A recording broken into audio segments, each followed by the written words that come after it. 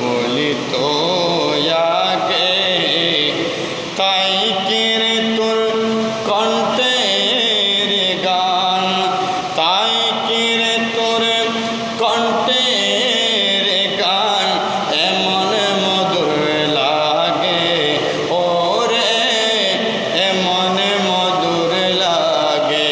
মুহাম্মাদের নাম জপেছিলি বলি তো আগে তাই কিরে তোর কণ্ঠের গান, তাই কিরে তোর কণ্ঠের গান এমন মধুর লাগে ওরে, এমন মধুর লাগে।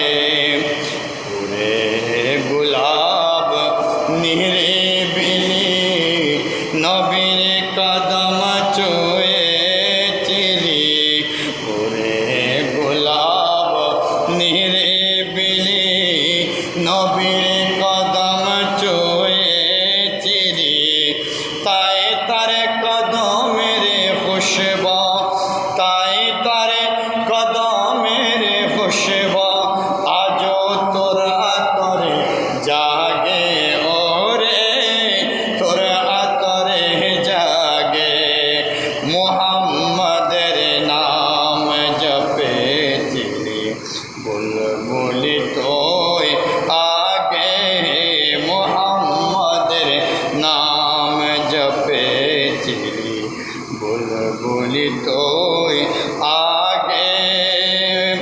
ওরে বোমর তুই কি প্রথম ছুঁয়েছিলি নবীর কদম, ওরে বোমর তুই কি প্রথম ছুঁয়েছিলি নবীর কদম।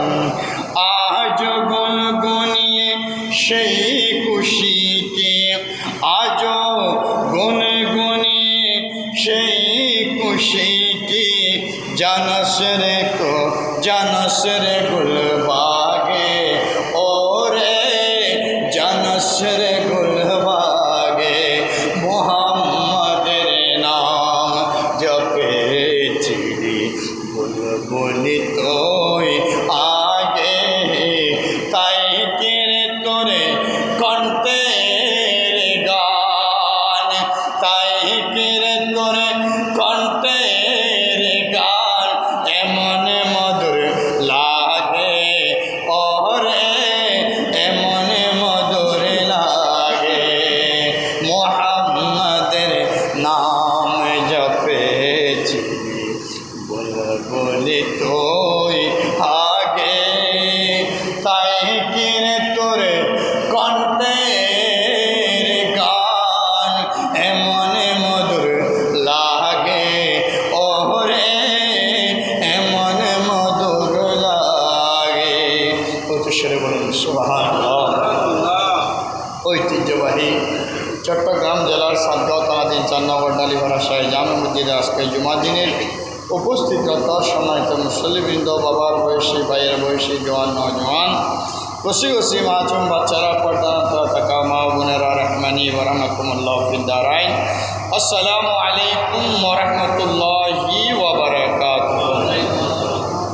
সাথে সাথে ওই মহান রব্বুল আলামিন রব্বুল ইজ্জতের দরবারে অসংখ্য অগণিত শুকরিয়া, যে মওলা মুনিব রব্বুল আলামিন রব্বুল ইজ্জত আমাদেরকে দয়া করে মায়া করে সুস্থ রেখে আল্লাহর খানে কাবার শাখা মসজিদে পাকের মধ্যে এসে বসার নামাজ আদায়ের জন্য সুযোগ দিয়েছেন। এই জন্য মওলা মুনিবের দরবারে একবার প্রত্যেকের জবান খুলে বলে আলহামদুলিল্লাহ।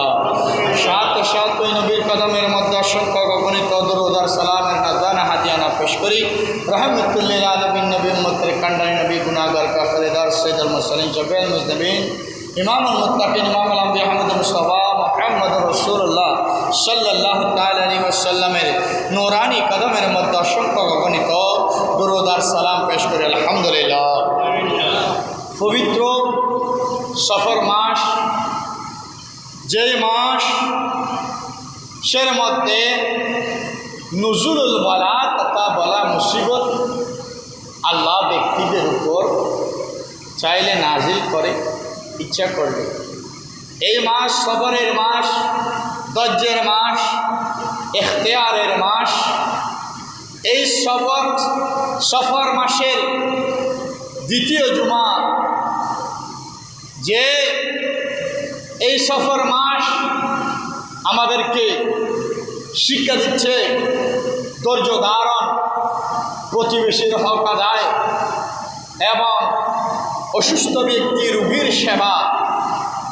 এই সম্পর্কে এই মাসের মধ্যে গুরুত্বারোপ করা হয়েছে, বেশি এসেছে হাদিসে পাকের মধ্যে। যেহেতু আজকে দ্বিতীয় জুমা, আজকের জুমার আয়াতে কারিমা মধ্যে এসেছে ইমানদারের বৈশিষ্ট্য সম্পর্কে। ইমানদার কাকে বলে, ইমানদারের বৈশিষ্ট্য কি, ইমানদার হওয়ার জন্য কি কি গুণের দরকার, কি কি বৈশিষ্ট্যের দরকার, এই বিষয়ে আজকের আয়াতে কারিমা আল্লাহ পাক রব্বুল আলামিন তার পবিত্র কুরআনুল কারীম ফুরকানুল হামিদের 28তম পারার সূরাতুল হাশরের মধ্যে আল্লাহ পাক রব্বুল আলামিন ইরশাদ করেছেন, বিসমিল্লাহির রহমানির রহিম, ইয়া আইয়ুহাল্লাযীনা আমানু তাকুল্লাহ ওয়াল তানজুর নাফসুম মা قدمت لغد واتقوا الله إن الله خبير بما تعملون. উচ্চস্বরে বলুন সুবহানাল্লাহ। আল্লাহ বলতেছে, ইয়া আইয়ুহাল্লাযীনা আমানু, ও আমার ইমানদার বান্দারা, আমানু তাকুল্লাহ, তোমরা আমি আল্লাহকে ভয় করো, ইত্তাকুল্লাহ, আমি আল্লাহকে ভয় করো, ওয়াল তানজুর নাফসুম মা কদ্দামাত লিগাদ, বান্দা আমি আল্লাহকে ভয় করার পরে তুমি তোমার জীবনের ইতিহাসটা একটু খুলে দেখো, বড় করে বলো সুবহানাল্লাহ। ও আল্লাহ, জীবনের ইতিহাস কি? আল্লাহ বলেন, বান্দা তোকে সামান্য হায়াত দিয়ে দুনিয়ায় প্রেরণ করেছি। ও বান্দা, তোর হায়াত জিন্দগি তুই কোথায় কাটিয়েছ? খারাপের মধ্যে কাটিয়েছ না ভালোর মধ্যে কাটিয়েছ? বান্দা, তুই ভালো কয়টা করেছ? খারাপ কাজ কয়টা করেছ? ভালো কাজ কয়টা করেছ? বান্দা, তুই একদিন বসে বসে শুয়ে শুয়ে বান্দা তোর ইতিহাসটা একটু চিন্তা করো, বড় করে বলো সুবহানাল্লাহ।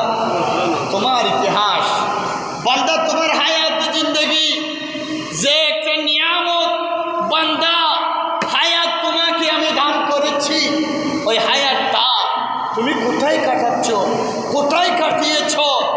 তোমার গুনাহ কতটুকু হয়েছে, তোমার সওয়াব কতটুকু হয়েছে, তোমার ভালো কাজ কতটুকু হয়েছে, তোমার খারাপ কাজ কতটুকু হয়েছে?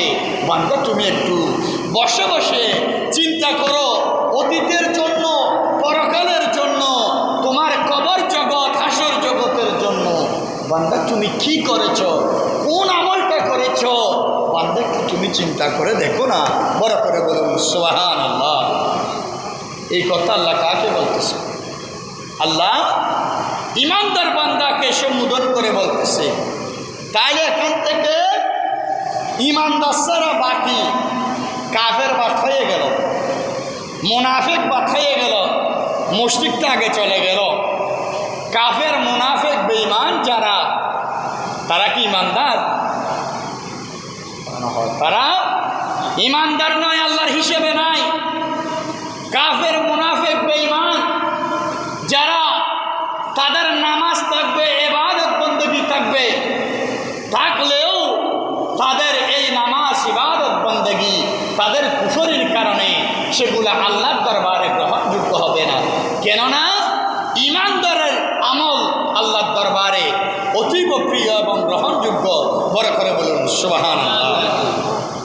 সম্মানিত হাজিরিন, তাহলে প্রথম শর্ত হচ্ছে আল্লাহকে কি করতে হবে? ভয় করতে হবে। আল্লাহ, আপনার ভয় কীরকম? ওয়ামা আতাকুমুর রাসূল ফাখুযুহু ওয়ামা নাহাকুম আনহু ফান্তাহু। আল্লাহ বলেন, ও আমার ঈমানদার বান্দা, আমার নবী তোমাদেরকে দুনিয়ার জমিনের মধ্যে যা কিছু দিয়েছে, নামাজ, রোজা, হজ, যাকাত, তাসবিহ, তাহলিল, ইবাদত, বন্দেগী, পরের হক না খাওয়া, এই সমস্ত বিষয়গুলো আমার নবী তোমাদেরকে যা দিয়েছে, তোমরা যদি সেই মোতাবেক চলো, সেই মোতাবেক আমল করো, আমার নবীর ইত্তেবা যদি তোমরা করো, তাহলে তোমরা ঈমানদার হয়ে যাবে। বড় করে বলুন সুবহানাল্লাহ। তাহলে ঈমানদার হওয়ার জন্য আল্লাহর আদেশ এবং আল্লাহর নিষেধ, শুধু তাই নয়, রাসূলুল্লাহ যেগুলা হ্যাঁ বলেছেন, যেগুলা নিজে করেছেন, সাহাবায়ে কেরাম, আউলিয়া কেরাম যেগুলা নিজে করেছেন, হ্যাঁ বলেছেন, এগুলা করা, এগুলা মানা। যেগুলা রাসূলুল্লাহ না বলেছেন, সাহাবায়ে কেরাম, আউলিয়া কেরাম করে নাই, না বলেছেন, ওগুলো মেনে চলার নাম, না করার নামই হচ্ছে ঈমান। বড় করে বলেন সুবহানাল্লাহ। তাইলে রাসূল পাকের আদর্শ মোতাবেক চলার নাম ছিল, চলাই হচ্ছে ঈমান। বড় করে বলেন সুবহানাল্লাহ। সম্মানিত হাজিরিন ও দুনিয়ার মানুষ, আল্লাহ বলেন ঈমানদার হওয়ার জন্য বৈশিষ্ট্যের দরকার। আল্লাহ সেই বৈশিষ্ট্যটা কি? আল্লাহ বলেন, আল্লাযীনা আমানু ওয়া কানু ইয়াত্তাকুন। বড় করে বলুন সুবহানাল্লাহ। আল্লাহ বলতেছে, যার ভিতরে তাকওয়া আছে, পরহেজগারিতা আছে, আমি আল্লাহর ভয় আছে, তারাই হচ্ছে ঈমানদার। বড় করে বলুন সুবহানাল্লাহ। আল্লাহ তাকওয়া, পরহেজগারিতা, আপনার ভয় সেটা কীরকম? আল্লাহ বলেন, সেটা হচ্ছে এমন একটা জিনিস যেটা অন্তরের ভিতরে থাকে, যেটা অন্তরের ভিতরে থাকে, মানুষের কলবের মধ্যে লুকায়িত থাকে তাকওয়া জিনিসটা। আল্লাহ সেটা প্রমাণ কিভাবে পাওয়া যায়? আল্লাহ বলেন, সেটা প্রমাণ পাওয়া যায় তার কর্মের মাধ্যমে, চলাফেরার মাধ্যমে, আচার আচরণের মাধ্যমে। বড় করে বলুন সুবহানাল্লাহ। আল্লাহ আচার আচরণ, চলাফেরা, কর্ম সেটা কীরকম আল্লাহ শুরু করে দিয়েছেন, জানিয়ে দিয়েছেন। ঈমানদার বান্দা যখন কোনো কাজ করে, সেই কাজের ভিতরে তাকওয়া থাকে। আল্লাহ সেটা কীরকম সেই বিষয়ে আল্লাহ পরের আয়াতের মধ্যে বলেছেন, ইয়া আইয়ুহাল্লাযীনা আমানুত্তাকুল্লাহ হাক্কা তুকাতিহি ওয়া লা তামুতুন্না ইল্লা ওয়া আনতুম মুসলিমুন। আল্লাহর ভয় এটা কীরকম? আল্লাহ বলে, হাক্কা তুকাতিহি, ও আমার ঈমানদার বান্দারা, যেভাবে ভয় করা, যেভাবে রাসূলুল্লাহ ভয়ের নিয়ম শিক্ষা দিয়েছেন, সাহাবায়ে কেরাম আল্লাহর ভয়ের নিয়ম শিক্ষা দিয়েছেন, আউলিয়া কেরাম যেভাবে আল্লাহর ভয়ের নিয়ম নীতিমালা শিক্ষা দিয়েছেন, সেইভাবে ভয় করা, সেইভাবে আল্লাহর ভয় অন্তরে রাখাই হচ্ছে ঈমানদার এর বৈশিষ্ট্য। বড় করে বলুন সুবহানাল্লাহ। তাইলে আমরা আমাদের অন্তরে আল্লাহর ভয় কতটুকু আছে? বর্তমান সময় ফিতনা ফাসাদের যুগ। আমরা নামাজ পড়ি, নামাজের মধ্যে আল্লাহর ভয় কতটুকু আমাদের আছে? খুশু এবং হুজু কতটুকু আছে? আমাদের নামাজের ভিতরে তাকওয়া কতটুকু আছে? এবার আসুন, ঈমানদার বান্দা যখন মসজিদের মধ্যে প্রবেশ করে, তখন ওই ঈমানদার বান্দা অন্তরটা, কলবটা নরম হয়ে যায়, দিলটা নরম হয়ে যায়। ঈমানদার বান্দা মসজিদে প্রবেশ করার সময় দোয়া করে প্রবেশ করে, এবং ডান পা আগে দিয়ে প্রবেশ করে, এবং ঢুকার পরে ঈমানদার বান্দা ইস্তেগফার পড়ে ফেলে। ঈমানদার বান্দা যতক্ষণ পর্যন্ত মসজিদের ভিতরে অবস্থান করে, ততক্ষণ পর্যন্ত তার কলবটা নরম থাকে, দুনিয়াবি হালত তার অন্তরের মধ্যে থাকে না। বড় করে বলুন সুবহানাল্লাহ। কতটুকু থাকে? আমরা তো মসজিদে ঢুকি দুনিয়াবি সব হালত নিয়ে, দুনিয়ার হিসাব সবগুলো মসজিদের ভিতরে এসে করে ফেলি। ব্যবসার হিসাব, দুনিয়ার হিসাব, চাকরির হিসাব, ছেলেমেয়ের পরনের খরচের হিসাব, সব কিছু মসজিদে ঢুকে করি, মসজিদের মধ্যে বসে করি। আর এমন আল্লাহর বান্দা আছে যে মসজিদে ঢুকার পরে কি করে? মানুষের সমালোচনা, গীবত এগুলো করে। বাবারে, এগুলো বাইরে করেছেন, সেটাতে তো ছাড় পাবেন না। আপনি মসজিদে করতেছেন, মসজিদও আপনার বিরুদ্ধে সাক্ষী দিবে তখন। এই জন্য মসজিদের মধ্যে ইমানদার বান্দা যখন ঢুকে দুনিয়াবি হালত তার থাকে না। বড় করে বলুন সুবহানাল্লাহ। ইমানদার বান্দা যখন নামাজের মধ্যে দাঁড়িয়ে যায়, নামাজ যখন আরম্ভ করে দেয়, তখন ইমানদার বান্দার নামাজটা এমন নামাজ হয়ে যায়, আমার নবীজি হাদিস পাকের মধ্যে বলেছেন, সাল্লু কামা রাআইতুমুনি উসাল্লি। বান্দা, উম্মত, আমি রাসূল যেভাবে নামাজে দাঁড়িয়েছিলাম, যেভাবে নামাজ পড়েছিলাম, উম্মত তোমরা সেভাবে নামাজে দাঁড়াও, সেভাবে নামাজ আদায় করো। বড় করে বলুন সুবহানাল্লাহ। আমি রাসূলকে তোমরা যেভাবে নামাজে দাঁড়াতে দেখেছো, যেভাবে নামাজ পড়তে দেখেছো, উম্মত সেভাবে তোমরা নামাজ পড়ো। অর্থাৎ উম্মত, তুমি যখন নামাজে দাঁড়াবে, দুনিয়াবি সমস্ত হালত মাথার থেকে বাদ দিয়ে আল্লাহ তোমাকে দেখতেছে। তুমি আল্লাহকে না দেখলেও আল্লাহ তোমাকে দেখতেছে। আমি রাসূল তোমার সামনে হাজির। এই নিয়তে ইমানদার বান্দা নামাজ আদায় করে। এই নিয়তে যখন ইমানদার বান্দা নামাজ আদায় করতে থাকে, এভাবে করতে করতে হালাল হারাম মেনে যখন এভাবে নামাজ আদায় করে, ইবাদত বন্দেগি করে, তখন আমার নবী ইমানদার উম্মতকে দিদার দিতে দেরি করে না। বড় করে বলুন সুবহানাল্লাহ। আমার নবী আশিক উম্মত যারা খুলুসিয়ত নিয়ে, তাকওয়া নিয়ে, পরহেজগারিতা নিয়ে যে কোনো কাজ যখন করে, ওই উম্মতকে আমার নবী দিদার দিতে দেরি করে না। বড় করে বলুন সুবহানাল্লাহ। আমাদের খুলুসিয়ত, আমাদের কলব এমনভাবে নোংরা হয়ে গেছে, গুনাহ করতে করতে মসজিদে আমরা ঢুকতে মন চাই না। আমাদের ঢুকলেও দুনিয়াবি হালত থেকে যায়। এমনকি শুক্রবার পুরো সপ্তাহ তো আসলাম না, শুক্রবারেও আমরা আসি ওই যে জমাতের আগে। বড় করে বলুন নাউজুবিল্লাহ। আমরা কেমনে আল্লাহ এবং আল্লাহ রাসূলকে কি জবাব দেবো, কি দেখাবো হাসরের ময়দানে আল্লাহ যখন আমল চেক করবে? এই জন্য ইমানদার বান্দার অন্তরে সবসময় আল্লাহর ভয়, তাকওয়া, পরহেজগারিতা কলবের মধ্যে কাজ করে। বড় করে বলুন সুবহানাল্লাহ। এই ইমানদার বৈশিষ্ট্যের, ইমানদার বান্দার বৈশিষ্ট্য যদি বর্ণনা করতে যাই, অনেকগুলো তাদের বৈশিষ্ট্য রয়েছে। বড় করে বলুন সুবহানাল্লাহ। আল্লাহুম্মা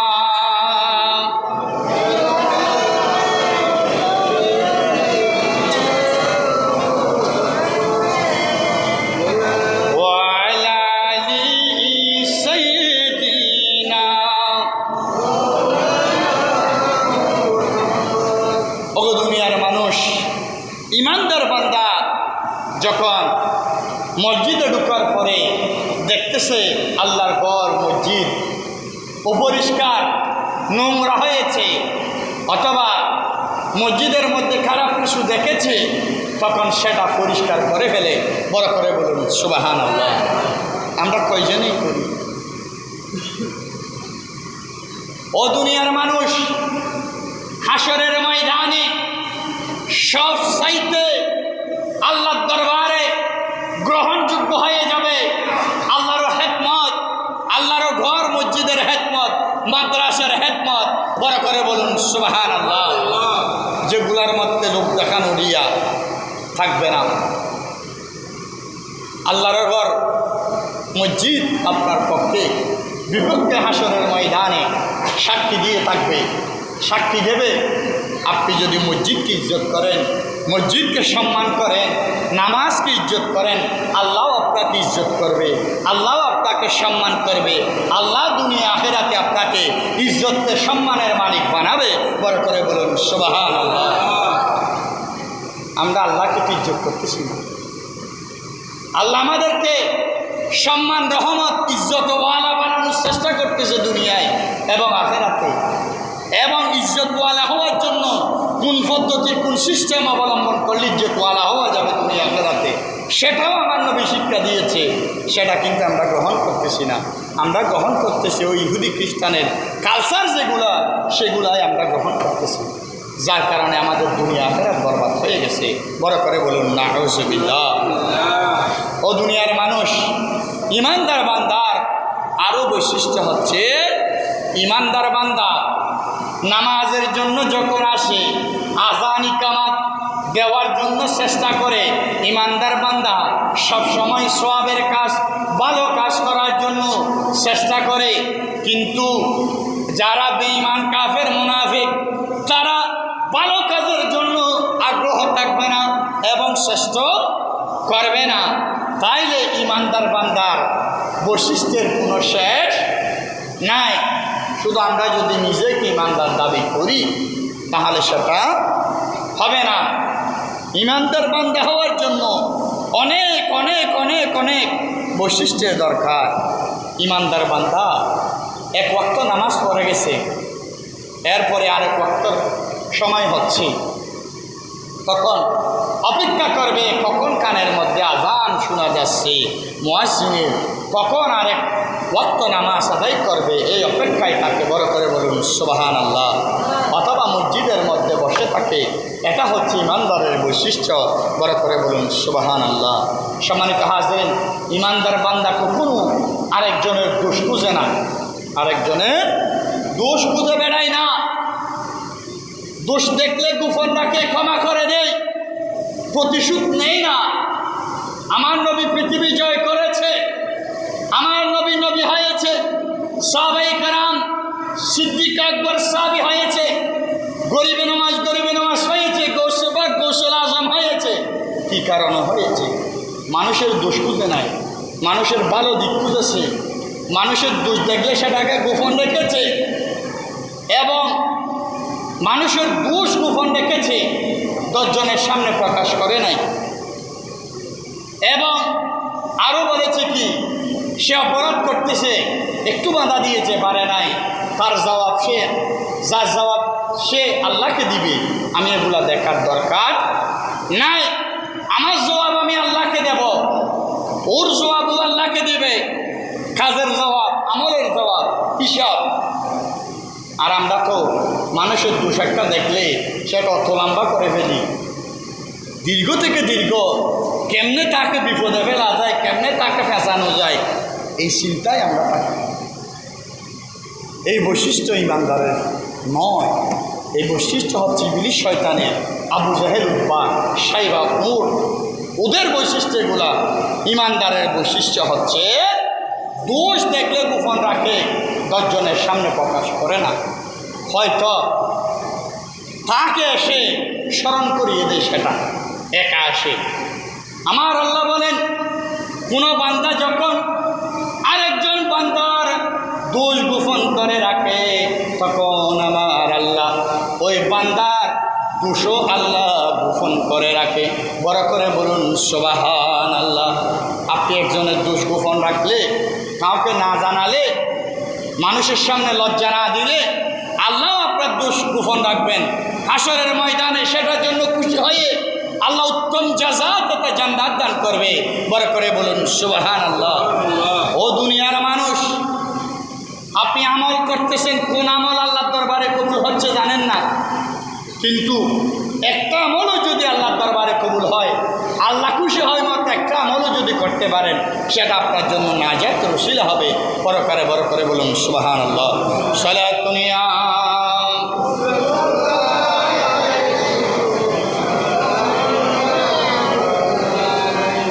সম্মানিত হাজিরিন, তাহলে ইমানদার হওয়ার জন্য প্রথম শর্ত হচ্ছে তাকওয়া, তারপরে আসতেছে অন্যান্যগুলি আমল। তাকওয়া যদি, পরহেজগারিতা, আল্লাহর ভয় যদি আপনার অন্তরে না থাকে, আপনার কোনো আমলের কাজে আসবে না। আল্লাহ এবং আল্লাহ রসুলের, আল্লাহর ভয়, রসুলের প্রেম নিয়ে যদি আপনি যে আমলটা করেন, সেই আমল আল্লাহর দরবারে কবুল হবে, গ্রহণযোগ্য হবে। ও দুনিয়ার মানুষ, ইসলামের প্রতিটা কাজই আপনার জন্য ইবাদত। হালাল রিজিক আপনার জন্য ইবাদত। আপনার বাথরুমে ঢুকছেন, আপনি দোয়া করে আপনি বাম ভাগে দিয়ে ঢুকলেন, ডান ভাগে দিয়ে বের হলেন, দোয়া করে বের হলেন, দোয়া করে ঢুকলেন। এই বাথরুমে যতক্ষণ থাকবেন সেটাও আপনার জন্য ইবাদতের সওয়াব আল্লাহ লিখে রাখবেন। আপনি মসজিদে দোয়া করে ঢুকলেন, ইবাদতের নিয়তে ঢুকলেন, আল্লাহ আপনার জন্য রহমতের ফেরেশতা আপনার গুনাহ মাফ চাইতে থাকবে।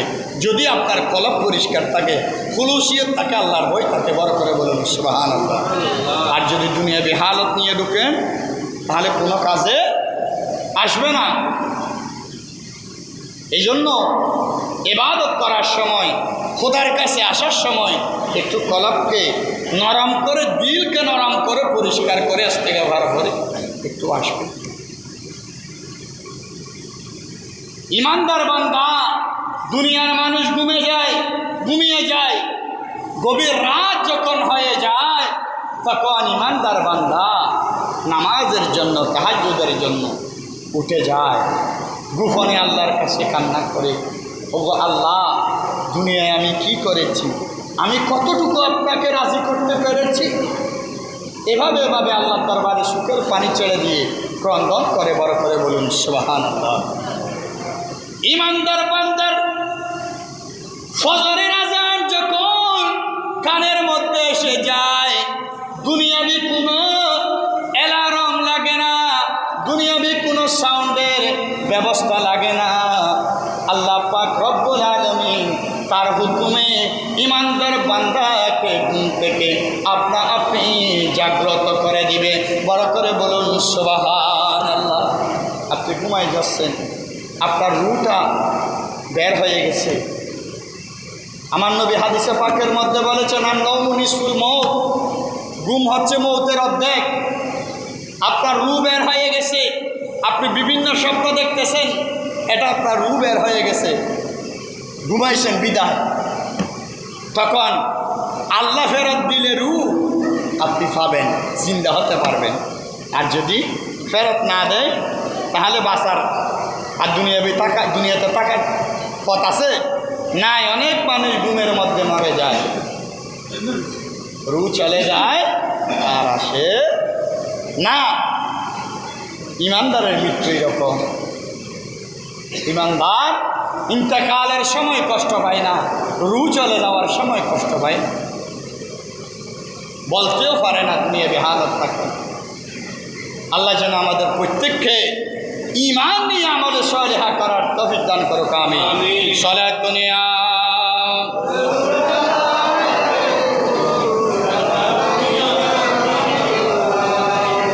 সম্মানিত হাজিরিন, হাশরের ময়দান যখন কায়েম হবে, আল্লাহ প্রতিটা বান্দার আমল আল্লাহর কাছে ফেরেশতারা পেশ করবে। পেশ করার পরে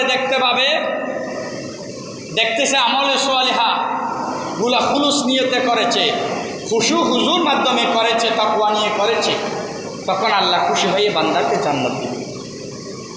আর আমল দেখা যাচ্ছে বেশি, কিন্তু তার আমলের মধ্যে তাকওয়া ছিল না, নামাজের মধ্যে তাকওয়া ছিল না, দান সৎকার মধ্যে তাকওয়া ছিল না, পরহেজগারিতে ছিল না, হালাল হারাম মেনে চলে নাই, পরের হক খেয়েছে, ধ্বংস করেছে, নামাজও পড়েছে। তখন আল্লাহ বলবে, ও ফেরেশতা, ওই বান্দাকে তাড়াতাড়ি জাহান্নামে নিয়ে যাও। তখন আল্লাহ ফেরেশতা জিজ্ঞেস করবে, ও আল্লাহ, তার তো আমল অনেক বেশি, অনেক সুন্দরভাবে নামাজ পড়েছে, ইবাদত বন্দেগী করেছে। আল্লাহ বলে, ওই নামাজের মধ্যে খুশু হুজু ছিল না, তাকওয়া ছিল না, আমি আল্লাহর ভয় ছিল না, সে পরের হক পেয়ে নামাজ পড়েছে, সে গীবত করেছে, লোভ তার ভিতরে ছিল, হিংসা তার ভিতরে ছিল, সুগলপুরি তার ভিতরে ছিল। অতএব তার আমলগুলা ধ্বংস হয়ে গেছে। তার আমল তুমি দেখতে পাচ্ছ, কিন্তু আমি আল্লাহ দেখতে পাচ্ছি তার আমল আমি আল্লাহর দরবারে গ্রহণযোগ্য হয় নাই। বড় করে বলুন না নাউযুবিল্লাহ। তাহলে এর জন্য নামাজ পড়বেন আল্লাহ এবং আল্লাহ রসুল রাজি হয় মতো। নামাজ পড়বেন হালাল রিজিক পেয়ে, পরের হক পেয়ে, পরের হক ধ্বংস করে, চাকরিতে ফাঁকি দিয়ে, ওই ইনকামের টাকা খেয়ে যদি আপনি নামাজ পড়েন, আপনি নামাজ পড়ে যদি সুগলখুরি করেন, গীবত করেন, সমালোচনা করেন, তাহলে ওই নামাজ আল্লাহর দরবারে কি হবে না? কবুল হবে না, গ্রহণযোগ্য হবে না। এই জন্য ইবাদত করার সময় খুলুস নিয়ত করবেন। আর ইমানদার বান্দা যখন কথা বলে তখন কি খুব হিসেবে কথা বলে, একা নীরবে দান সৎকা করে এবং একা নির্জনে বসে ইবাদত বন্দেগী করতে ভালোবাসে। মসজিদ মাদ্রাসায় দান সৎকা করে নীরবে না দেখে মতো গোপনে আল্লাহর দরবারে বেশি বেশি কাঁদে। বড় করে বলুন সুবহানাল্লাহ। এই জন্য ইমানদার বান্দা গোপনে দান করে, নির্জনে আল্লাহর কাছে বসে বসে বেশি বেশি কান্না করে। এটাই হচ্ছে ইমানদারের বৈশিষ্ট্য। বড় করে বলুন সুবহানাল্লাহ। সম্মানিত হাজিরিন, এই জন্য জবানকে ইমানদার বান্দা সবসময় হেফাজত করে। কেননা এই জবান দিয়ে আপনি চাইলে ভালো করতে পারবেন, জিহ্বা দিয়ে খারাপও করতে পারবেন। কেননা একদিন হযরতে লুকমান আলাইহিস সালাম, আপনারা হয়তো নাম শুনেছেন, উনি অনেক জায়গায় বিভিন্ন জায়গায় এসেছে। আল্লাহর একজন মশহুর ওলি ছিলেন, প্রসিদ্ধ। এবং ওই লুকমান আলাইহিস সালাম প্রসিদ্ধ আল্লাহর বান্দা ছিলেন। ওই লুকমান আলাইহিস সালাম একদিন তার খাদেমকে ডেকে বলল, ও আমার খাদেম, তুমি এই বকরিটা জবাই করে তার সবচাইতে উত্তম জিনিসটা নিয়ে আসো। বড় করে বলুন সুবহানাল্লাহ। তখন ওই খাদেম বকরি জবাই করলো, ছাগল জবাই করে উত্তম জিনিস আনতে বলেছে, জিহ্বাটা নিয়ে আসলো। নিয়ে আসার পরে এরপরে বলল, লুকমান আলাইহিস সালামের হাতে দিল যে তুমি উত্তম জিনিস এনেছ। তো প্রশ্ন করল, তুমি চাইলে কলি জানতে পারতে এবং অন্যান্য কিছু আনতে পারতে, ভালো অনেক জিনিস আছে, তুমি এটা আনলে কেন? ওগো লুকমান আলাইহিস সালাম, ওগো প্রভু, আমি এটাই জন্য এনেছি, এই জিহ্বা দিয়ে মানুষ চাইলে ভালো করতে পারে, খারাপও করতে পারে। এরপরে আরেকদিন বলল, তুমি পশুর নিকৃষ্ট জিনিসটা নিয়ে আসো। এরপরেও জিহ্বা নিয়ে আসতো। ভালো জিনিস বললো, জিহ্বা আনলো, নিকৃষ্ট জিনিস বলার পরেও জিহ্বা আনলো। তখন উত্তর আসলো, ওদের এই জিহ্বা দিয়ে মানুষ চাইলে ভালো করতে পারে, খারাপও করতে পারে, এই জন্য আমি জিহ্বাটা নিয়ে আসলাম। বড় করে বলুন সুবহানাল্লাহ। এই জন্য আমার নবী হাদিসে পাকের মধ্যে বলেছেন, মান সালিমাল মুসলিমুনা মিন লিসানিহি ওয়া ইয়াদিহি, যে উনি হচ্ছেন সর্বোচ্চ মুসলমান, সর্বোত্তম মুসলমান, যার হাত মুখ জিহ্বা থেকে অপর মানুষ, অপর মুসলমান, অপর ব্যক্তি নিরাপদে থাকে। বড় করে বলুন সুবহানাল্লাহ। আমরা কয়জনকে নিরাপদ রেখেছি হাত এবং মুখ দিয়ে? আমরা কয়জনকে নিরাপদে রাখতে পেরেছি? আমি হঠাৎ প্রতিবাদে নেমে যাই, হঠাৎ প্রতিশোধ নেওয়ার জন্য নেমে যাই, ক্ষমা তো করি না। ক্ষমা তো আমাদের বৈশিষ্ট্যের মধ্যে নাই। আল্লাহ বলেছেন, আমার নবী বলেছেন, ক্ষমা করে দাও। ক্ষমার মধ্যে রয়েছে, সবরের মধ্যে রয়েছে মেওয়া ফলে সবরে, ক্ষমার মধ্যে রয়েছে আল্লাহর একটা বড় জজা। বড় করে বলুন সুবহানাল্লাহ। একজন মানুষ আপনার দোষ করার পরে আপনি যদি ক্ষমা করে দেন, আল্লাহ আপনাকে ক্ষমা করে দিবে আপনার দোষ। বড় করে বলুন সুবহানাল্লাহ। ইমানদার বান্দা ক্ষমা করে দেয় মানুষকে, জিহ্বাকে সংযত রাখে, হেফাজত করে, এবং ইমানদার বান্দার লোভ থাকে না, হিংসা থাকে না। বড় করে বলুন সুবহানাল্লাহ। আল্লাহ যেন আমাদের প্রত্যেককে ইমানদারের কাতারে আসার তৌফিক দান করুক, আমিন। প্রত্যেককে ইমান নিয়ে আমলে সালিহা করে কবরের মধ্যে যাওয়ার তৌফিক দান করুক, আমিন। ওমা তৌফিক ইল্লা বিল্লাহ। আসসালামু আলাইকুম ওয়া রাহমাতুল্লাহি ওয়া বারাকাতুহু। যারা সুন্নাত করেন না, সুন্নাত করেন।